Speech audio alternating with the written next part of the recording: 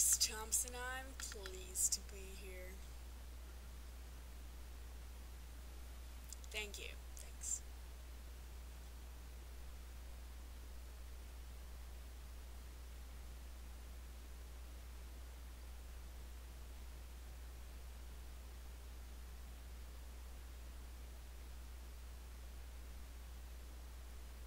Certainly. Nick, my narrator, moves next door to an eccentric millionaire. Precisely. Nick comes east to learn about the bond business. One evening, he goes to East Egg to have dinner with his friend, Tom, and Tom's wife, Daisy, who is Nick's cousin. While there, he meets one of Daisy's friends, a pretentious young woman named Jordan Baker. A few weeks later, Nick is invited to one of Gatsby's weekly parties, where he experiences the festivities of the wealthy young people of East Egg, West Egg, and the surrounding areas. Nick soon finds himself in involuntary collaboration with Gatsby, who is attempting a second courtship of Daisy. The end of the book sets about resolving the love triangles between Daisy, Tom, and Gatsby, as well as Daisy, Tom, and Myrtle.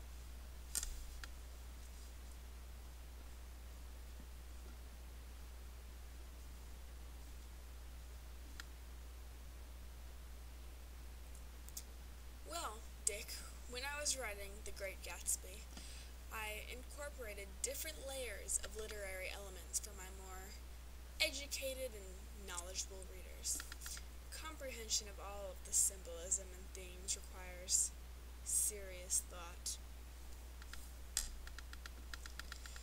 Yes, well, take for example the two girls in twin yellow dresses I introduce on page 40.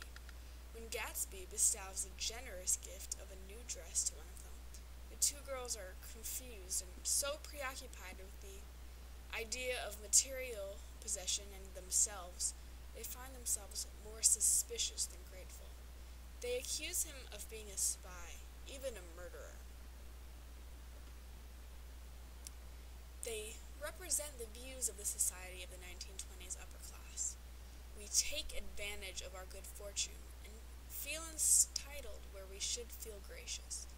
Another symbol is Myrtle, Tom's side broad.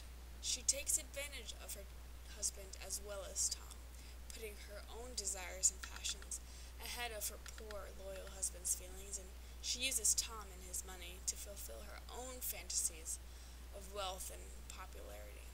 Simultaneously, Tom is using her for her vivaciousness and body.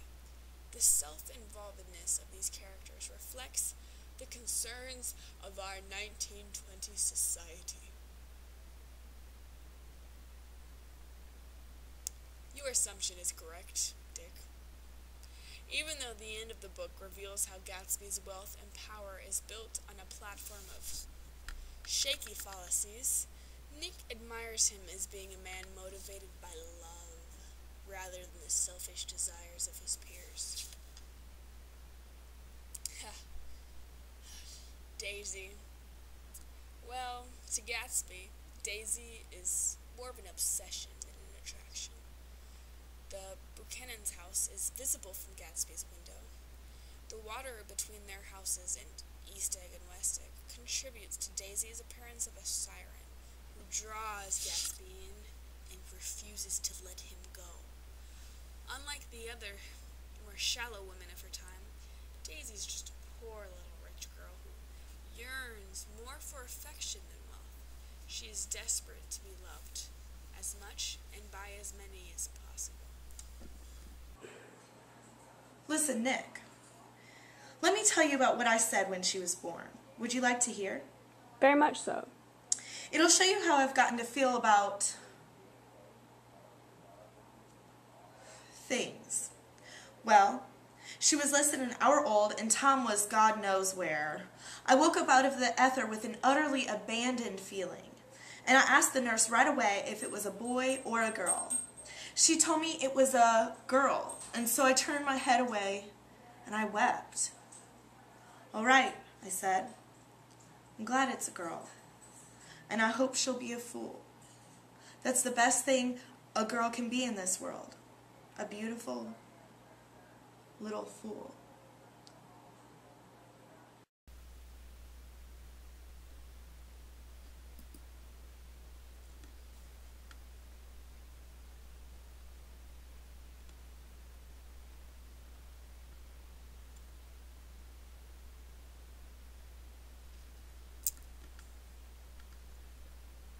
My characters are not alone.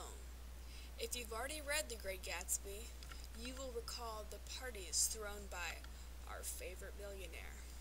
Gatsby's parties require 5 crates of oranges and lemons,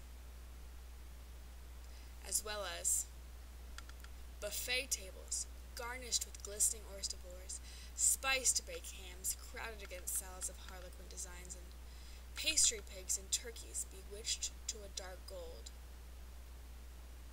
This extravagancy symbolizes the wasteful nature of our 1920s.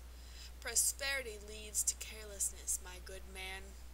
The West, where both Gatsby and Nick originate, is a place of peace and traditional values, while the East of our country represents new ideas, developments, and vices.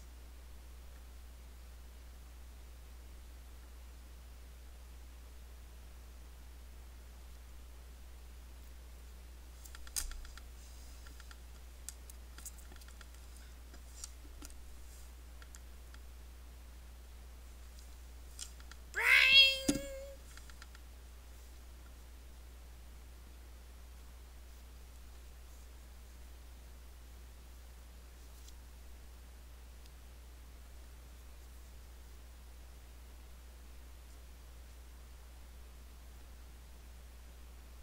Certainly. The Jazz Age is simply a description of the 1920s, which, in my expert opinion, is characterized by the phenomenon of prosperity. Abundance leads to excess, which leads to waste and carelessness.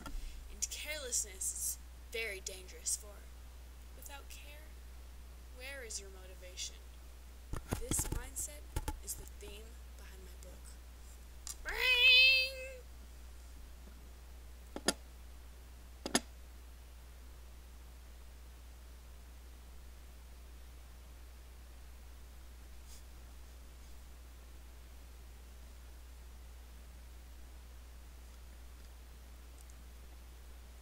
That's because I used foreshadowing. Noticed how in the book I used past tense verbs to describe Yahtzee throughout Nick's relationship with him.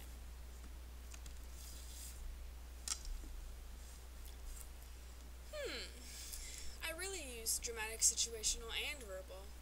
Dramatic irony is present when Daisy, Jordan, Nick Gatsby, pretty much everyone but Tom knows of the affair between Daisy and Gatsby.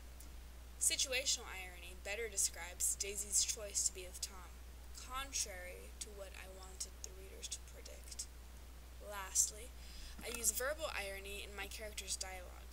Nick tells Jordan that she's a rotten driver on page 58, when it is Daisy who eventually kills and hits Myrtle with Gatsby's car.